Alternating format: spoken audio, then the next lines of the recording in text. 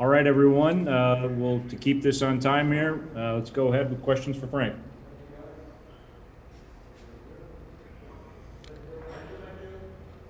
Go ahead, Doug. You're always the first. So. Frank, I appreciate it. After watching the film of the game the other night, one of the first things you had mentioned then was the need for the defense to be a little bit more aware of situations. Was there anything else that you noticed that you need to work on going into Thursday's important game? Well, there is always, things that can be improved. That's for sure. If it's on defense or offense, but what I already mentioned after the game, that I think especially that when we have the ball and when, for example, we lose the ball, we already some people who are not involved in the attacking. How do you call it? Involved in the attack, that they already think defensively, and we put a lot of attention on that. During the meeting that we had when we analyzed our Red Bull game. We call it like a lock-on, not a COVID lock-on, but the lock-on that we want to see. That if we lose the ball, we can directly keep pressure on the opponent, and we were paying a lot of attention last season on that, and also because we didn't have really friendly games to show this kind of things again. Maybe we were a little bit lacking of that. It was a fresh reminder that if we do that, we are not coming in that kind of problems. Sometimes you will always, but not as many that we had against Red Bull. And if you see this first goal, how it started, we losing on the right corner, with back heel from Manuel, and then we are too far from our man when they received the ball, and they escaped, and it resulted in a goal. And of course, there are afterwards, you can say we can blame him or blame him, but it's a pattern, and we have to try to avoid this kind of things or do it much better. I think that was really one of the things that I think we have to really get back. It's like what I said to our players. It's our DNA. We want to press high.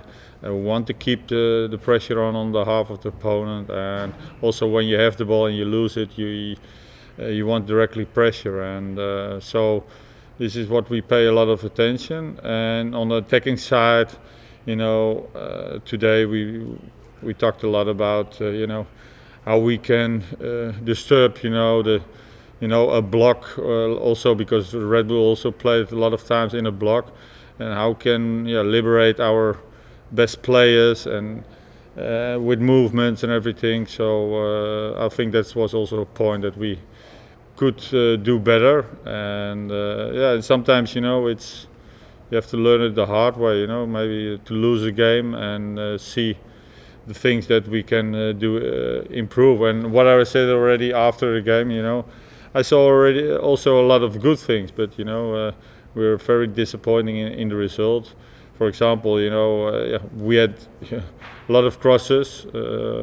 But you have to also execute it, also your chances, and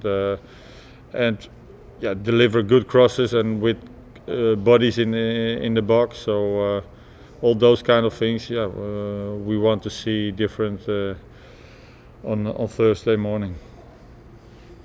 Frank, this is Zach in Atlanta. I appreciate you doing this. Just how old do you think you were when the last time you played a game at 9 in the morning? And if you can maybe walk us through the timing of when you guys are getting up and eating just to get ready for such an early game. Well, probably I was maybe 7 or 8 years old, I think. Maybe when I made my debut as a 7-year-old player, maybe it was a little bit later. Yeah, maybe 9 or 10 it was, I think. But normally, we are not used to this kind of times.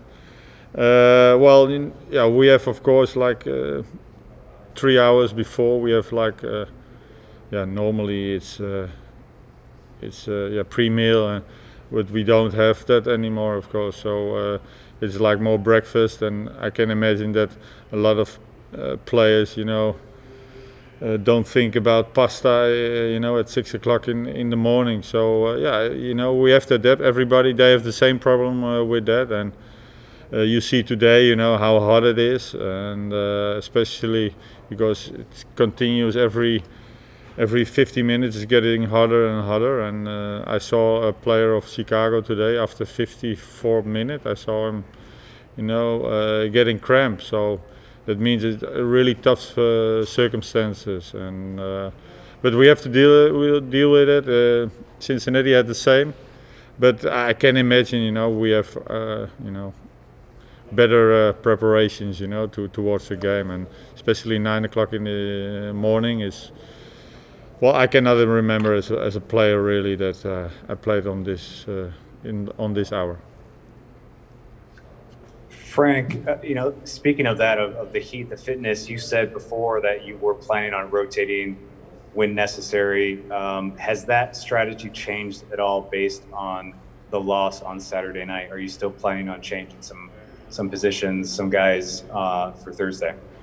No, what I said, we didn't still play 90 minutes. Of course, this was the first time that we played 90 minutes. And, if we want to keep everybody, fit, also towards, hopefully we're going to play the playoffs, then you have a shorter time to recover, of course. I think in 3 or 4 days you have games.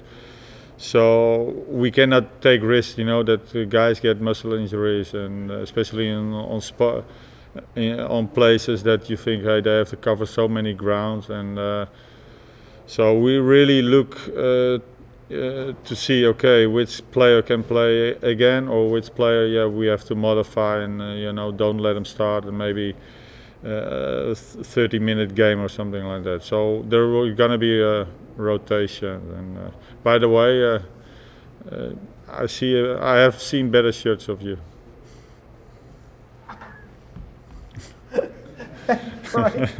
I expected you to say something, Frank, but don't take it personally, sir. No problem. That was great. You've said in the past, though, you don't like to rotate more than 3 or 4 players out because you feel it disrupts the chemistry of the starting lineup too much. Will that remain true with Thursday's lineup?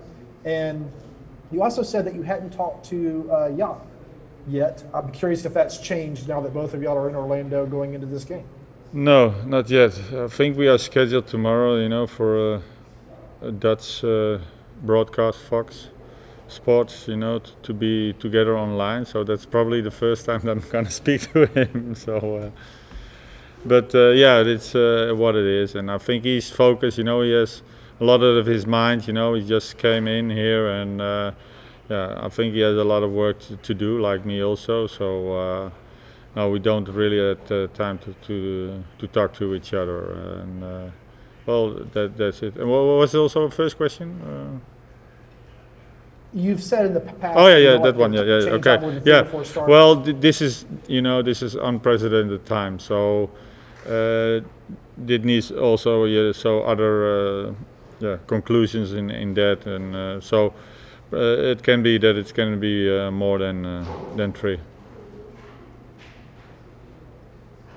Frank, this is Joe. I wanted to get your opinion of Matheus Rossetto's game against Ripples. It was the first time a lot of us have been able to watch him extensively for that period of time. It didn't feel to me like he really got into the game and made his impression on the game. What would your thoughts on him and kind of how he works into midfield? I just spoke about what the question about Doc, about what we can improve, and I think especially to liberate our good players who can make decisive things on the ball, and I think Matheus Rossetto is one of them, and we have to do better, to try to get him more into the ball on his feet, and that are things that we can improve, and I think what he did on the ball was normally quite good, but I think he was too less involved, and you want a player like him to get more involved, that's for sure. And PT was involved, I think, against Red Bull, and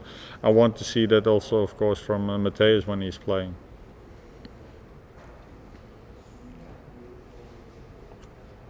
Frank, you said after the game that you were pleased with Mo Adams and Emerson Heineken. After taking a second look at the game film and perhaps going through some improvements in the midfield, what are you thinking for Thursday? Again, Emerson is coming back, from something, so we have to really take care of him. Mo, is covering a lot of grounds, so we have alternative, to play players on their position, and it's one of the most hardest position in the team.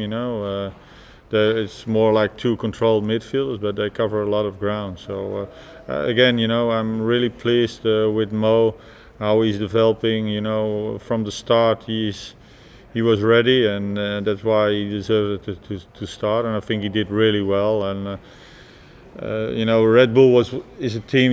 They play a lot of long balls, direct balls forward, and we won like a lot of second balls, and it was a lot of times because also Mo was always close to them, to try to recover the ball and to put pressure on the opponent, and the same for Emerson. So again, I'm very pleased with the performance, and we have to see who starts on Thursday. Frank, 2 more questions for me, please.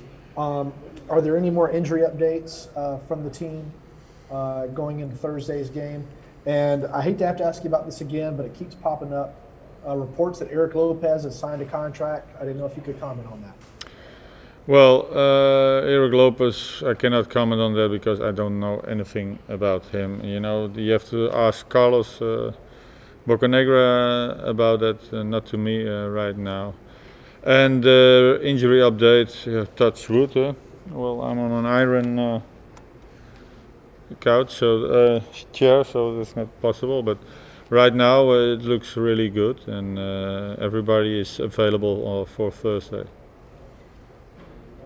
Frank, Red Bulls are kind of known for their pressing style, and they came out in the early portions of the game and did that quite a bit. I'm curious if you were expecting something different from FC Cincinnati in terms of them trying to sit 11 men behind the ball, 10 men behind the ball, and if so, how do you go get? Of course, we have to be prepared, for both scenarios. That they're gonna press a little bit more, or they're gonna play a little bit more deeper. And I just come back to the first question of Doc, that I think when we have the ball, to get more movements, from every player to free players. I think that could be also a little bit better, and we trained on that today.